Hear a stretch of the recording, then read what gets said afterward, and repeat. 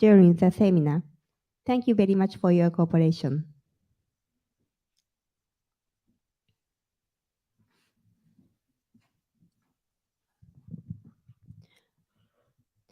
Thank you very much for your participation to the seminar on Budget 2023 Investment and Business Opportunities in India today. 本日は2023年度財政セミナーインドにおける投資及びビジネス機会にご参加いただきまして誠にありがとうございます。For opening remarks, as His Excellency Mr. Shibi George, Ambassador, could not join us today due to some unavoidable engagement, I would like to request His Excellency Mr.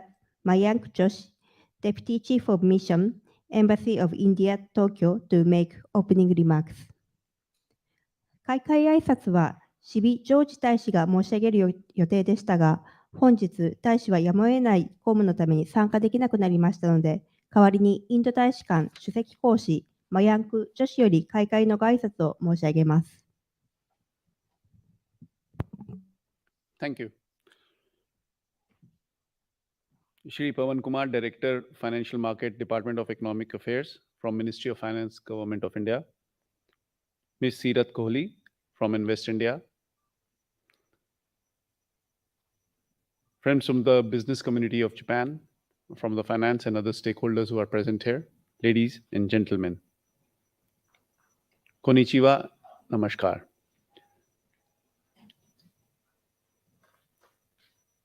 I'm here today to deliver the remarks of His Excellency Mr. Sibi George, Ambassador of India to Japan, who is not able to join us today. So I'll be speaking on his behalf, his speech. I am delighted to welcome you all to this event where we will be discussing the 2023 Indian budget and the investment opportunities it presents to our Japanese community, business community members. The budget of India was unveiled last week by our Finance Minister, Her Excellency Ms. Nirmala Sitharaman, and represents a blueprint for India at 100. That is the centenary for the independence of India. The budget is guided by the Prime Minister, His Excellency Shri Narendra Modi's vision for Amrit Kal, the 25-year period till 2047. The budget has adopted 7 priorities which will guide us through this Amrit Kal. These 7 priorities are inclusive development, reaching the last mile, infrastructure and investment, unleashing the potential through good governance, green growth through initiatives such as Mission, Lifestyle for Environment, that is LIFE, youth power through skilling, and lastly, the focus on financial sector through reforms and supports to medium and small sector enterprises. As we celebrate the 75th year of independence, India has emerged as a bright star on the global economic landscape. With an estimated gross domestic product growth of 7% this year, India is the fastest large growing economy in the world. India today is the 5th largest economy, and over the few years, the government's efforts have ensured a better quality of living and dignity for all its citizens. India has also improved its standing as a well-governed and innovative country, making significant progress in many sustainable development goals. This success has come as a result of Government of India's sustained efforts to implement wide-ranging reforms and sound policies. The government has implemented several policies aimed at improving the ease of doing business and boosting the Indian economy. And the results have been remarkable. Initiatives such as the Goods and Services Tax, production-linked incentive schemes, Prime Minister's Gati Shakti Yojana, the National Logistics Policy, the National Single Window System, reduction in compliance burden for corporate sectors, etc.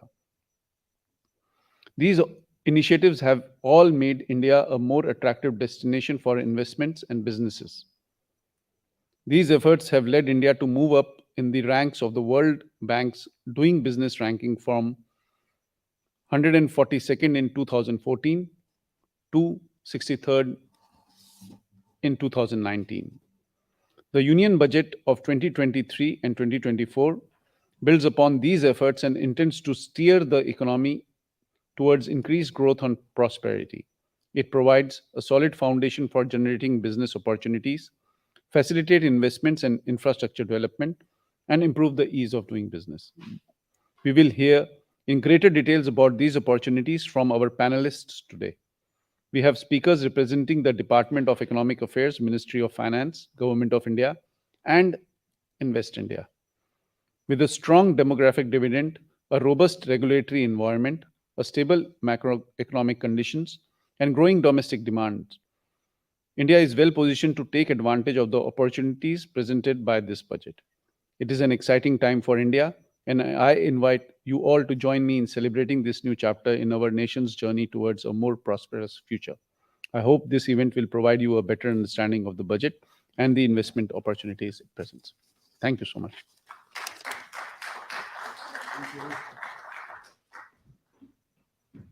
Thank you very much, sir. Next, I would like to request Mr. Pawan Kumar, Director, Financial Market, Department of Economic Affairs, Ministry of Finance, Government of India, to make remarks. He will make the remarks virtually.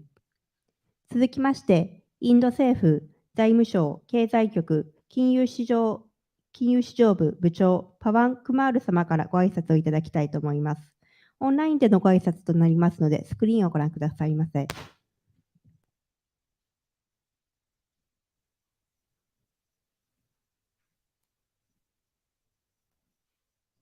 Welcome to all the participants today who have assembled here to give us an opportunity to talk about the Union Budget.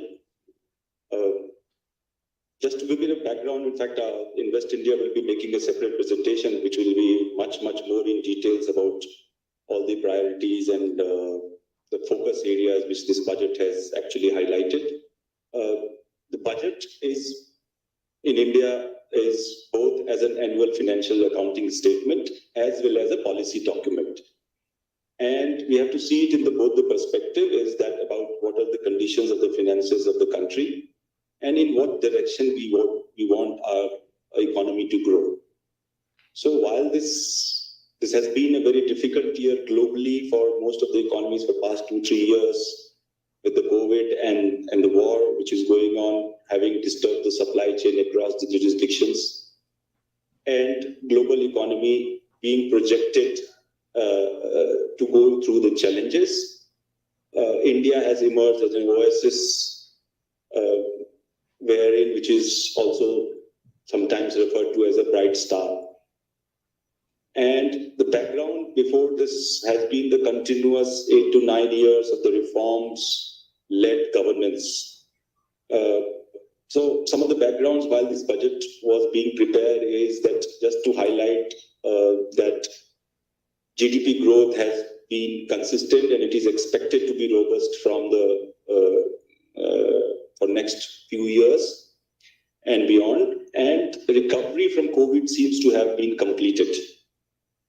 Private consumption in India last year has been the highest in 8 years, despite all the supply-led shocks and the fact that we are the country which are dependent on import for a large number of our essentials, including fuels. The inflation is back in our target range, which is between 4 to 6%. And there has been a broad-based recovery across sectors. In fact, one very interesting because the focus is on opportunities for investments, is that the investment barometer in the economy, which is gross fixed capital formation, it is highest in last 7 years now, and which is led by both private sector investment as well as the government investments. In fact, if you notice, the highlight of the Union Budget this year has been another record allocation to capex expenditure, which is now expected to be 4.5% of the GDP. So the focus has been to of course, realizing the challenges of all the supply chain shocks and the COVID, the private sector might take some time to start pushing for growth. Government has to take a lead, and then the government of India has taken a lead in terms of record allocation consistently for last 3 years. In fact, this year's allocation is one of the highest so far for the capital expenditures. And the outlay also has been very high, close to about $170 billion US dollars to be precise. This is going to be the effective capital expenditure in this year. Our private sector capex has also started picking up, which has gone up almost 25% compared to last year. And the banking sector has been robust. In fact, for the first time, the gross NPAs have declined so sharply. And corporate balance sheets are also deleveraged. In fact, in the last 13 years, if you see, our debt of the non-financial sector has come to about 88% last few months back, which was almost 114% in 2010 after the last crisis. So what we say is that there is a deleveraged government balance sheet for the corporates. There is a large reduction in NPAs. The credit banking sector credit has sharply picked up. Government push of the capex led by both the federal government as well as the state government, where we have given some sort of incentives to front load the capex expenditure, including the grants, and some of the grants which are linked to the reforms. Of course, in a large country like India, large number of reforms not only has to come from the federal government, but it has to come from the state governments also. And truly in the vision of the Honorable Prime Minister of cooperative federalism, the growth has to come from federal, provinces, as well as the local level. So in fact, in the budget, if you see that there is a large focus on sustainable cities and issuance of the municipal bonds by the state. So power sector reform by the provinces, of course, there has been a nudge towards all of this. So this has been the background in which the budget has come across that, yes, we are the bright spot amongst all these global economies. And large part of the global growth in next decade will come from India. In fact, the Indian growth story will, to large extent, impact the growth of other jurisdictions. And in this background, when the budget was presented, of course, having the 7 priorities. But if you actually ask me about budget has been about 3 Gs. Basically, this is growth, governance, and green. So the focus on all these 3 aspects. And coming back to Japan for the investment opportunity, obviously I'll come back to the Japan, which is the 5th largest FDI investor in India. In fact, even one of the largest 10 FPI investors, which is close to about $15 billion US dollars asset under custody in FPI.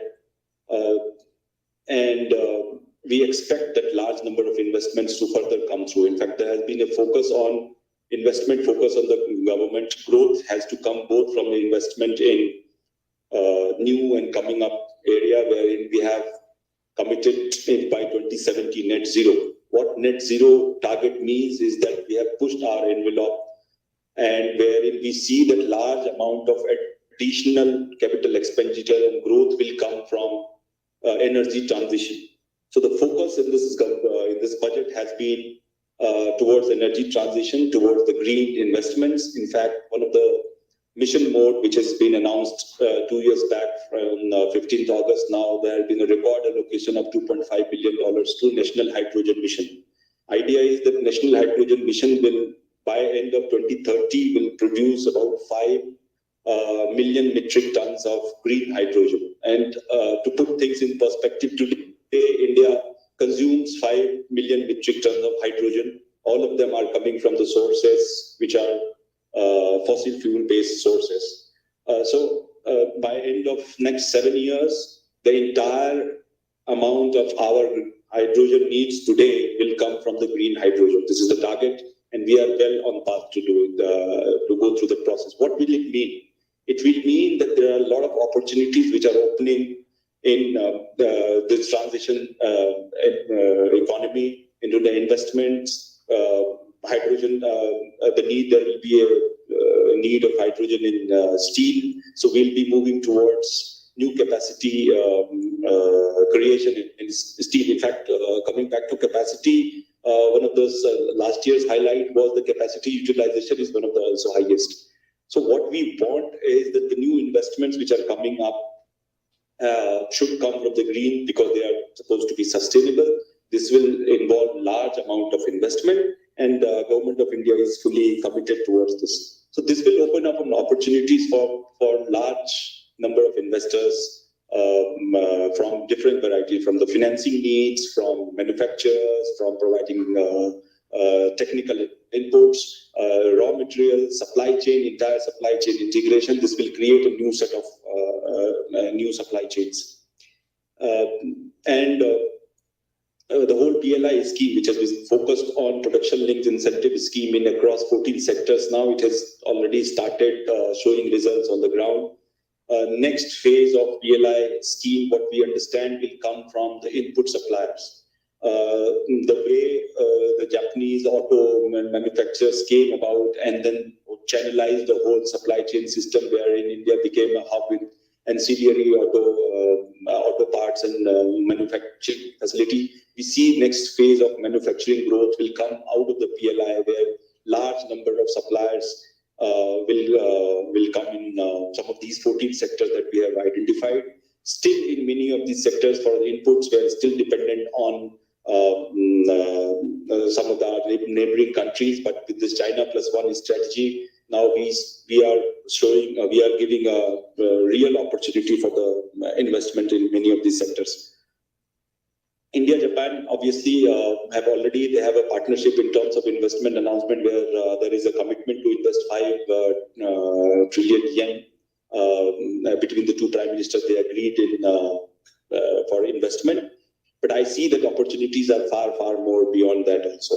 In fact, going beyond the traditional sectors, there has been a massive push in infrastructure, in railways, in terms of roads and technology. We have announced in the budget that India will be developing a center of excellence in artificial intelligence. At the same time, the use cases of the 5G, we are supporting 100 labs for use cases of the 5G. As you all know, India is one of the fastest digital adopters in the world. And our whole digital public infrastructure story now is finding traction across the globe in terms of how we have built, how we have tried to increase the productivity of our population by going a notch ahead, punching above the weight by relying on the digital public infrastructure. So the story of payment system about the fintechs, which has taken shape in terms of this whole COVID vaccination drive, which was started, digital health mission. All of them are throwing tremendous opportunities. In fact, we are working on a UPI scale credit marketplace for open credit enablement network. Of course, there have been some challenges in terms of the know your customer KYC regulation. We have moved a lot ahead, in fact, in this area, but we want to make the complete system PMLA and anti-money laundering and CFT compliant, as well as the fast and adopted to the digital world. So we have some sort of announcements today for in the budget, which has been made for make KYC a little more frictionless. What will this do is will create an opportunities for creating marketplace models which are riding on the digital public infrastructure which is created, because today also the credit to MSME is one of the areas where we have a significant potential for growth, and credit to infrastructure, credit to MSME, and this with this open enablement credit network, wherein it will be like a UPI type credit model, which we expect that soon will come a light of the day. We have opportunities in sustainable cities of tomorrow is one of the focus, wherein we are developing cities, making cities ready financially, as well as taking urban infrastructure to next level, including urban sanitization. And I see that there will be a vast number of opportunities coming from that space as well. In terms of the startups landscape, we've had a very, very successful run for the last 4 or 5 years in terms of the number of startups which have been registered, which is close to about 90,000 startups already working. And slowly they are moving away from the traditional areas, which are initially about the fintech, about consumer interface, which is about making the processes more frictionless. And the new startups are emerging into the areas which were traditionally not known for the startups. So now there are a lot many in drone areas and space technologies. Now one of the startups recently launched satellites, and then they are in the process of building the reusable rockets. Some of the very only few companies across the globe have that kind of capacity. So our startups are working in across different jurisdictions. There are opportunities to create in the new startups in the country, because we have a very facilitative framework. I don't know whether it was lost, this connection was lost, but there has been a significant focus on a startup as well as investment opportunities for a startup. In fact, there has been a record investment in private equity and venture fundings, and I'm happy to just reiterate that India and Japan both are working together in creating funding more opportunities in that space. There has been a initiative in the form of private sector-led initiative in the form of India-Japan Fund of Funds, as well as JBIC had signed a MOU with our National Investment Infrastructure Fund to create a dedicated India-Japan fund to fund more into the decarbonization space. A lot of new Japanese companies are entering, particularly from the financial sector. NIF-backed infrastructure financing company. They have seen an investment from SNBC. We have in the financial sector, we are trying to create an offshore jurisdiction within the country by bringing a lot of the activities, India-bound activities, which are happening outside, to provide a link, an offshore link within the country in the form of the gift city. In fact, there has been a lot of focus on the gift city also in this present year. And I'm happy to inform you that some of the Japanese banks like MUFG and all others have already started taken license to operate in gift city. There is a significant opportunities there in terms of non-traditional areas where financial sectors are funding, particularly like aircraft leasing, wherein we have put in place a significant regulatory, very internationally comparable regulatory architecture at Gift City. And we with the experience of the Japanese financial sector in taking these new areas, ship leasing, aircraft leasing, because there is a whole lot of demand, because 70 airports have come up in the last 8 to 9 years, and many more are likely to come. Our passenger traffic is, after post-COVID, has taken a dramatic jump. Now it is leapfrogging the passenger air traffic, and this means that there is a significant demand of aircraft, and large number of financing will be required for these aircraft leasing opportunities. Same with the ship leasing, maintenance, repair, MRO facilities, health, medical devices, where Japan is absolutely very good. In terms of new electrical vehicles, we are focused on e-mobilities now, which will create much more opportunities going forward for a lot of these companies. There is, if I have to summarize, today in India now we are moving from the phase wherein traditionally it was scattered, only MSMEs based, wherein small units only were into manufacturing, and we had from rural economy we had migrated to service economy, and we have somewhere it's seen that we missed the bus for manufacturing. The renewed focus on manufacturing and high-end technologies over the last 8 to 10 years now will throw up significant opportunity. Mission where the record allocation of about $10 billion was made, which is now being rolled out with the hydrogen mission, with our target on creating more and more renewable energy and moving away from fossil fuel-based sources of energy. This one indicator which will tell you that Indian factories are now getting bigger and bigger. In fact, after many decades now, nearly 20% factories in India have more than 100 workers. This is one of the statistics. We are, for investors, obviously into a different direction of ease of doing business. Various measures were taken. Contract enforcement has been told to be one of the bottlenecks which a lot of investors they sometimes point out. There is a lot of initiatives which has been mentioned in on contract enforcement. If you see on arbitration and conciliation, we have already over a period of last 4 or 5 years moving away from litigation and arbitration to conciliation. In fact, a lot of our NHAI, highway sectors and all others are relying more on conciliation. Beyond that also, to free up the money, now we have launched a new scheme for conciliation, which is Vivad Se Vishwas, which is for one-time settlement scheme for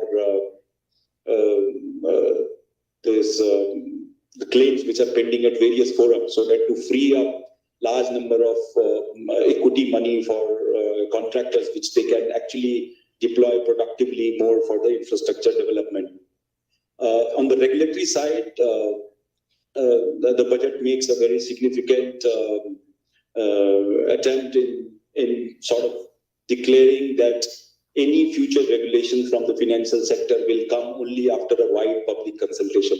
What does it mean? That it provides enough certainty and unintended consequences of regulations and rule makings are avoided.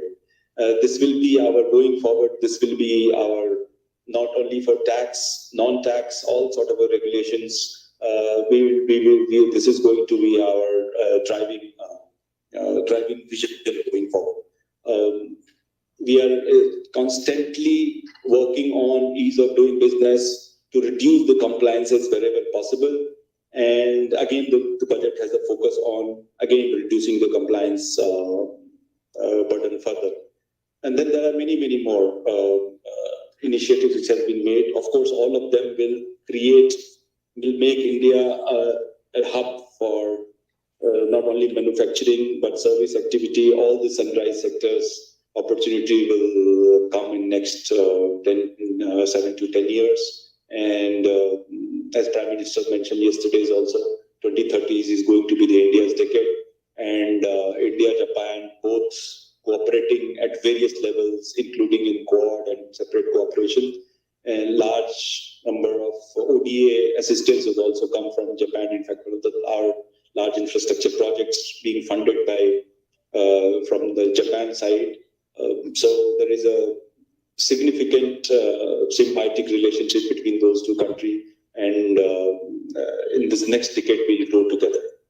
Thank you very much for giving me this opportunity. Thank you. Thank you very much, sir.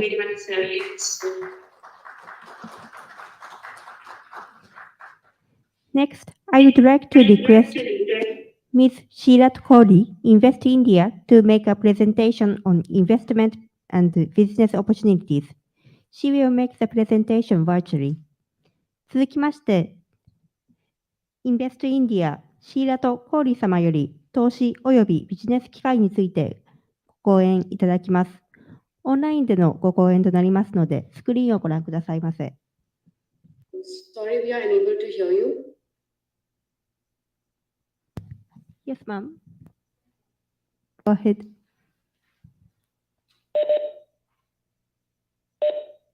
Okay. May I start my presentation? Great. Good afternoon, everyone. My name is Seerat Kohli, and I'm from the Japan Plus desk at Invest India.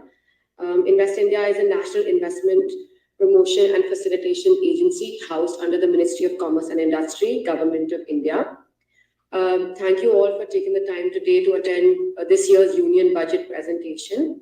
Today we're touching upon the budget in detail for the year 23-24, which was recently presented by our Honorable Finance Minister. The presentation is divided into two parts. First, being a general overview of the budget, followed by sector-specific budget proposals and announcements. Next slide, please. The world is looking to India to drive global growth. This is India in a snapshot. So in a span of few years, India has become the fastest growing G20 economy, a #1 smartphone data consumer, and the #1 global fintech adopter. Second in the Global Retail Development Index in internet users, and the second biggest mobile manufacturer. India also has the third biggest startup ecosystem and is the third largest energy consumer, along with being the third largest economy by purchasing power parity. In the 70th year of our independence, the world has recognized the Indian economy as a bright star. Our current year's economic growth is estimated to be at 7%.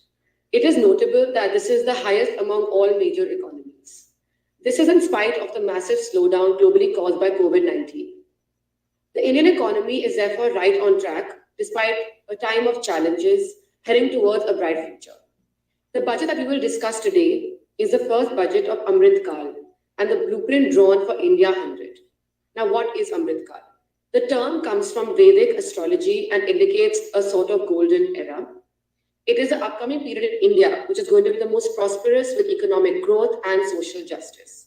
Amrit Kal is also describes the hope for a better future, where India would be self-reliant and fulfill all its humanitarian obligations. The vision for Amrit Kal is an empowered and inclusive economy that is technology-driven and knowledge-based with a robust financial sector. The 7 priorities of this year's budget, it's called SAPTARISHI. These include, first being inclusive development, which is development of all with everyone's effort, where measures are taken in agriculture, horticulture, health, education, and skilling sectors. Infrastructure and development, the second priority, which includes multiple initiatives such as capital investment outlay, which has increased for the third consecutive year by 33%, making it 3.3% of India's GDP. The effective capital expenditure is budgeted at 4.5% of India's GDP, which is at 3.7 lakh crore. The government has also decided to continue the 50-year interest-free loan to state governments for 1 more year to spur investment in infrastructure and incentivize them for complementary policy actions. We will discuss this further in the infrastructure sector slides. The third priority, to unleash the potential that the youth of this country hold, multiple initiatives have been introduced, which includes the Compliance and Jan Vishwas Bill, setting up 3 centers of excellence for artificial intelligence, a DigiLocker for micro, small, and medium enterprises for data storage and sharing, a focus on R&D under the National Data Governance Policy, launching Vivad Se Vishwas for less stringent contract execution for MSMEs, along with creating 100 labs in educational institutions for developing applications using 5G services. In a major push for lab-grown diamonds manufacturing as well, duty on these seeds was reduced to 0% from 5%. Green growth is the other fourth priority. Multiple initiatives have been taken in the green space too, which is an outlay of 19,700 crores, which have been allocated for the National Green Hydrogen Mission. Along with 500 new waste-to-wealth plants will be established to promote a circular economy. This will also be further discussed in the energy sector slides. The fifth priority is the financial sector. India's financial sector has a track record of breaching boundaries and has a potential to further breach those boundaries, with the government enabling this through introducing a credit guarantee for MSMEs, which as of last year was revamped and will take effect from 1st April of this year. This will also enable additional collateral-free guaranteed credit of rupees 2 lakh crores. This cost of credit will be reduced by 1%. A financial information registry will also be set up to serve as a central repository of financial and ancillary information. A small savings scheme has also been introduced, which will be available for a 2-year period.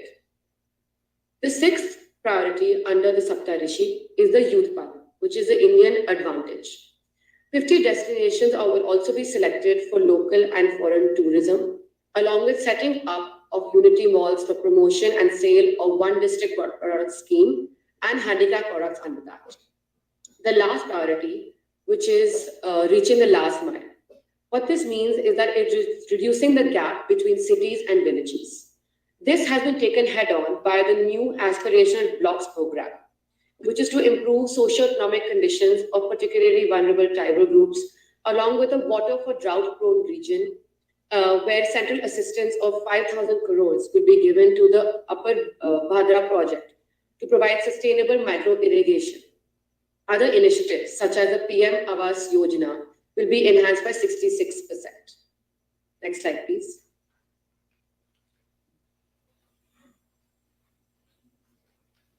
So for the ease of doing business, India has taken multiple steps this year, keeping in mind the business requirements which directly impact the growth of the country.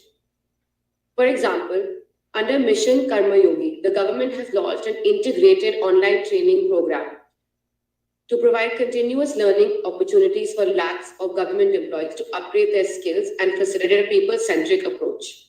More than 39,000 compliances as well have been reduced, and more than 3,400 legal provisions have been decriminalized. The Jan Vishwas Bill has been introduced to amend 42 central acts, which will unleash the potential of the Indian economy. For business establishments which are required to have a permanent account number or a PAN number, will be used as a common identifier for all digital systems of specified government agencies. Next slide, please. Now we will discuss where the money comes from and where it is spent. The country's top capital influx happens from borrowing and other liabilities with a 34% share, followed by GST and other taxes at 17%, and also followed by corporation tax and income tax contributing to 15% each. The highest spending is on interest paid at 20%, closely followed by state's share of tax and duties and central sector scheme at 18 and 17% respectively. This is the fairly explanatory slide which talks about the budget allocation to each sector. This is a general overview of the multiple budget allocations to each sector, and we will focus on this in a detailed form in the upcoming sector slides. Custom duty on specified capital goods, machinery for manufacturing of lithium ion cell for use in battery has been extended to 2024, 31st March. These are a few of the changes to custom duty, which also include an exemption of the import of mobile camera lens, exemption of shrimp feed, reduction in seeds for lab-grown diamonds, as discussed before, as well as an exemption on raw materials for manufactured steel, ferrous scrap, and nickel cathode. The benefits are highlighted very well on this slide, and we'll obviously deep dive for this. This slide covers an overview of the tax proposal that was suggested in this year's budget, breaking up into two groups, which is for industry and individuals, covering it very quickly. For the industry, the direct taxes that have been proposed, this for MSMEs, for micro, small, and medium enterprises. This will enhance limits for them and also will avail benefits for presumptive taxation. For cooperatives, a 15% corporate tax benefits will be extended, commencing which will till 31st March 2024. For startups, an extension of date of incorporation by a year will be given as income tax benefits. These are a few of the tax benefits that have been given to individuals. Now coming to the second part of the presentation, which are the sector highlights from the budget for 2023 and 2024. Covering the first sector. So the sectors that we have chosen to speak today are of keen interest to Japan and India. These are our focus sectors where we have seen multiple and large investments coming from Japan to India. So the first being automobile and electric vehicles.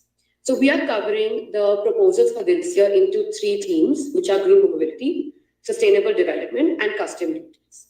So under the green mobility, the proposals that have been announced include FAME 2 incentives of 5,172 crores, which was 80% greater than last year. This would directly impact the electric two-wheeler segment, which is poised to be the largest beneficiary of the FAME 2 incentives. The next proposal is the National Green Hydrogen Mission, which has been given an outlay of 19,700 crores and a target of 5 MMT and annual production of 2030.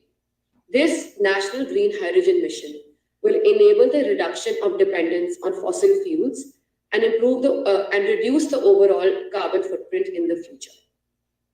The next proposal under green mobility is a support for battery energy storage systems with a capacity of 4,000 MWh. Investments in these storage systems will help secure EV infrastructure and related ecosystems. The last proposal under the green mobility section is a vehicle replacement initiative of 9 lakh government vehicles in accordance to the scrappage policy with a 50-year interest-free loans. This will directly impact and catalyze adoption of green mobility vehicles while reducing heavy polluting units. Coming to sustainable development. Skill development initiatives under the PM Kaushal Vikas Yojana 4.0, an introduction of 3 centers of excellence for artificial intelligence was proposed. This will directly impact the youth workforce skill enhancement, such as in areas of coding, AI, robotics, mechatronics, and align with future necessities in the Indian automotive sector. Substantial investment in the last and first mile connectivity for ports, coal, steel, fertilizer, and food grain sectors, along with physical connectivity for tourist locations, are expected to increase demand for the commercial goods vehicles. Extension of income tax benefits for startups will also directly impact startups in the mobility sector, which will benefit with the extension of a tax holiday to 10 years. Coming to the last section, which is custom duties in the auto and EV sector. An exemption of custom duty on GST paid for compressed biogas, blended CNG, EV raw materials, specific lithium-ion cell manufacturing, industrial ethyl alcohol for ethanol blending, and imported vehicles and auto components for testing. The reduction in this custom duty and 1-year extension of subsidies on EV batteries will further catalyze the EV adoption rate. The increase in custom duty on high-value SKD and CKD vehicle imports. This will directly impact and increase the domestic manufacturing of EV and EV components, which will also lead to employment opportunities in the sector. Moving on to the next sector. The next sector we will talk about is chemicals. The capital investment outlay for the chemicals is being increased by 33% to 10 lakh crore. This will positively impact varied specialty chemicals, including construction chemicals. A target of 5 MMT by 2030 for production of green hydrogen under the National Green Hydrogen Mission will also positively impact hydrogen-producing companies. The proposals for the chemical sector specifically include a custom duty cut on certain chemicals, such as the acid-grade fluorspar and crude glycerin to 2.5% and 5%. And this will make a value-added downstream industry very competitive. An exemption on denatured ethyl alcohol and capital goods for manufacturing of lithium-ion batteries will drive the ethanol blending program and facilitate an energy transition in India. 100 transport infrastructure projects have also been identified for an end-to-end connectivity for key sectors, including fertilizers. This will provide required distribution assets to the sector and reduce costs associated with the risk of supply chain disruption. Coming to the next sector, which covers healthcare and pharmaceuticals. 2.1% of India's GDP is the exact budget allocation for the healthcare sector in India. Proposals for this sector focus on inclusive development and collaborative research and innovation. The proposals are focusing mainly on health infrastructure, where 157 new nursing colleges will be built. A mission to eliminate sickle cell anemia by 2047 will also be launched. A current customs exemption for life-saving drugs and specified drugs, medicines, diagnostic kits will also be extended up to 2 years to 31st March 2025. ICMR labs available for the public and private sectors for research will also be introduced. The overall feedback to industry feedback to these proposals has been positive. Next slide, please. The next sectors we will cover are technology, media, and telecom. We have broken this up into 5 themes, which include 5G services, launch of Industry 4.0, devices, national data governance policy, COE for artificial intelligence, and online games. For each category, there have been proposals that have been announced, which include, for 5G, 100 labs will be established across engineering institutions to develop 5G applications and services. This new scheme will aid to create a new range of business models and employment opportunities. The labs will cover a diverse range of applications such as smart classrooms, precision farming, intelligent transport systems, and healthcare applications. For the launch of Industry 4.0, Pradhan Mantri Kaushal Vikas Yojana 4.0 will be launched to scale lakhs of youth within the next 3 years. This scheme will cover a wide range of courses for Industry 4.0 like coding, AI, robotics, mechatronics, IoT, 3D printing, drones, and soft skills. To enhance it further, 30 India International Centers, Skill India International Centers will be established across different states in India. In the devices category, the customs duty on camera lens and parts have been reduced to 0 from 2.5%. These lenses are used in the production of phones, laptops, and DSLR cameras. This proposal will lead to the increase in domestic manufacturing of cell phones, although the concessional duty on lithium-ion cells for batteries will remain same for another year. Coming to the National Data Governance Policy, the launch of the same will be to encourage innovation and research by startups and education institutions. This will enable access to anonymized data, which can be used by researchers and startups to study specific data sets. In the category of COE for AI, 3 of them will be established as top educational institutes in India.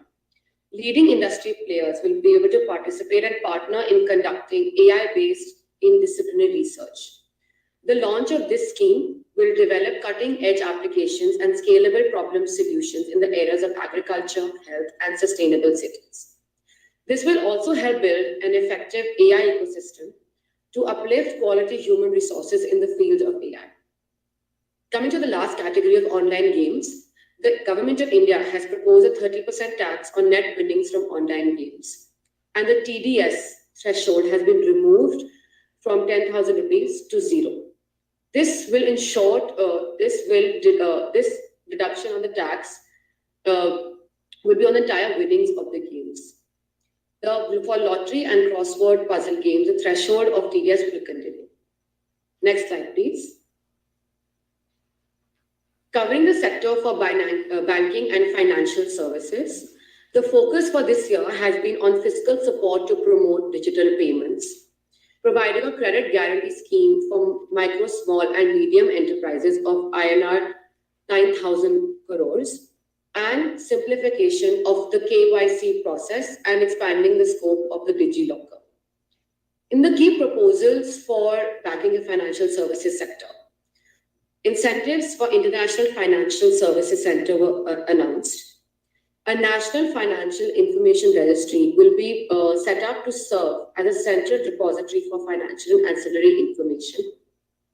Regulatory and structural changes will be introduced to facilitate and enhance business in GIFT City, which is Gujarat International Financial Tech City.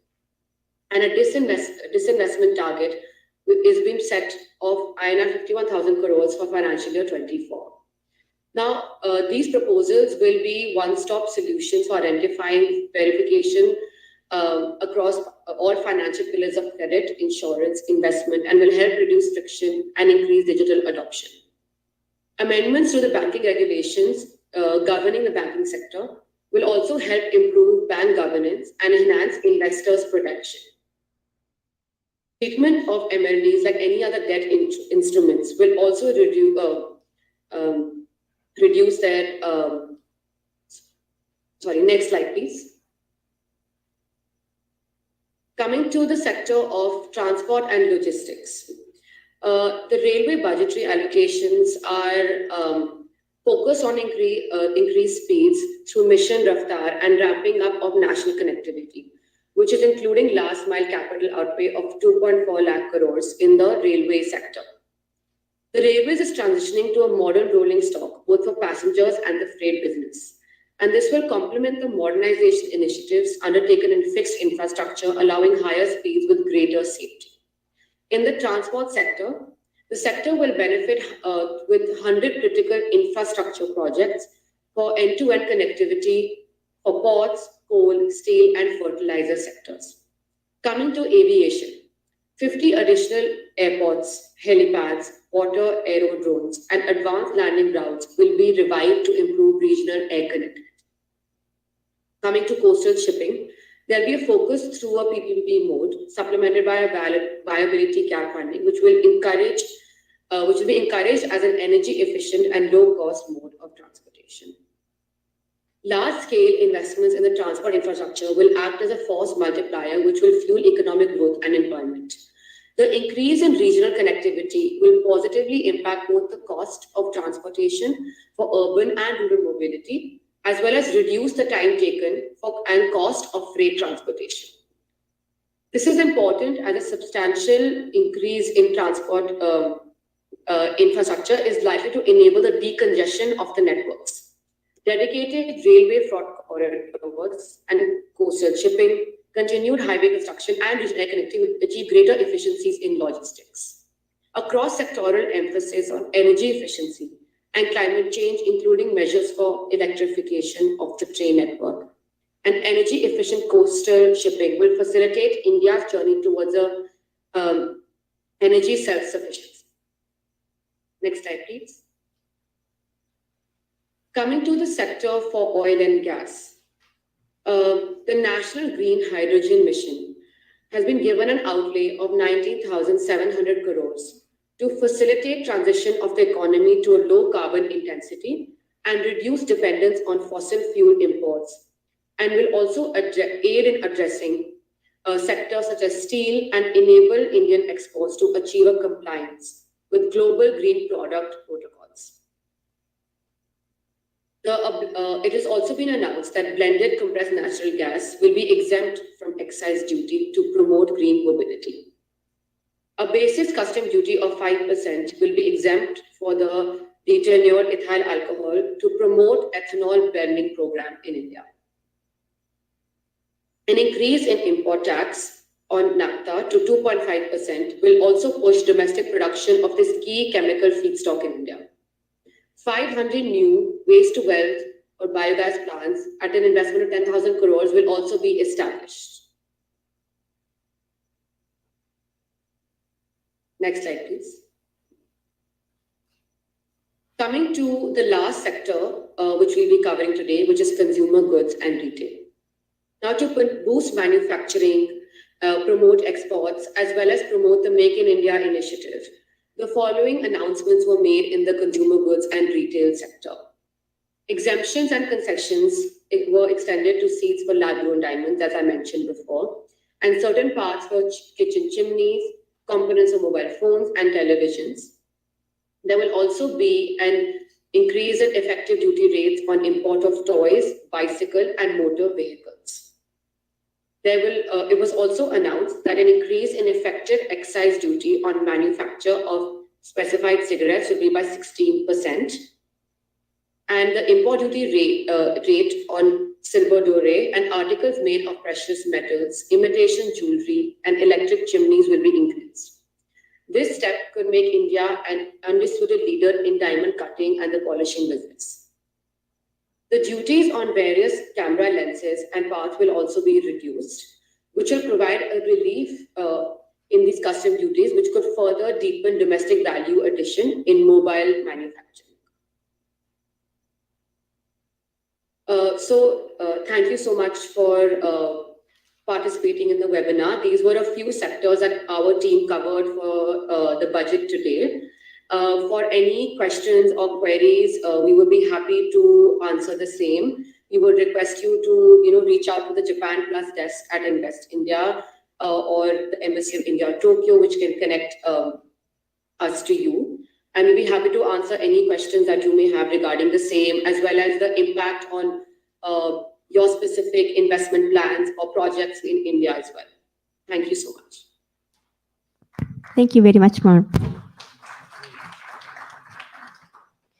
Now, we will conclude the seminar on Budget 2023, Investment and Business Opportunities in India.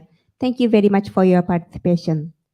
以上をもちまして、2023年度財政セミナー、インドにおける投資及びビジネス機会を終了とさせていただきます。皆様ご参加いただきまして誠にありがとうございました。